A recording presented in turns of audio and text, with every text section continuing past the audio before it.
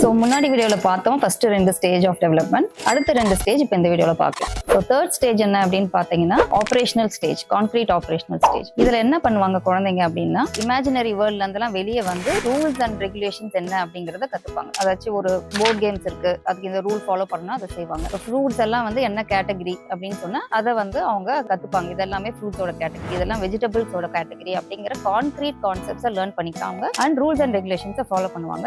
இதுதான் next stage of development. So last stage அப்படிங்கிறது abstract learning stage. So இதில் வந்து அப்ஸ்ட்ராக்ட் கான்செப்ட்ஸ் நிறைய லேர்ன் பண்ணிப்பாங்க. ஸோ அப்ஸ்ட்ராக்ட் கான்செப்ட்ஸ் அப்படிங்கிறது என்னன்னா பர்டிகுலரா டெஃபினிஷன் இல்லை, ஃப்ரெண்ட்ஷிப், லவ் இந்த மாதிரியான கான்செப்ட்ஸ் எல்லாம் வந்து லேர்ன் பண்ணிக்கிறது தான் வந்து அப்ஸ்ட்ராக்ட் ஸ்டேஜஸ். ஸோ இதுதான் வந்து லாஸ்ட் ஸ்டேஜஸ் ஆஃப் டெவலப்மெண்ட். இதில் நிறைய ப்ராப்ளம் சால்விங் பண்ணுவாங்க, திங்கிங் பண்ணுவாங்க, இது எல்லாமே பண்ணுவாங்க. ஏன் இந்த ஸ்டேஜஸ் பத்தி எல்லாம் நம்ம தெரிஞ்சுக்கணும்? 3 வயசு குழந்தைக்கு வந்து நம்ம அவங்க டெவலப்மெண்ட்டுக்கு தேவையில்லாத ஆக்டிவிட்டி கொடுத்தா அவங்களால பண்ண முடியாம ஃப்ரஸ்ட்ரேட் ஆயிடுவாங்க. அவங்க டெவலப்மெண்ட்டுக்கு கம்மியான ஆக்டிவிட்டி கொடுத்தா ரொம்ப போர் ஆயிடுவாங்க. ஸோ கரெக்டா அவங்களுடைய ஸ்டேஜஸ் ஐடென்டிஃபை பண்ணி அதுக்குரிய ஆக்டிவிட்டிஸ் கொடுக்கறது நல்லது.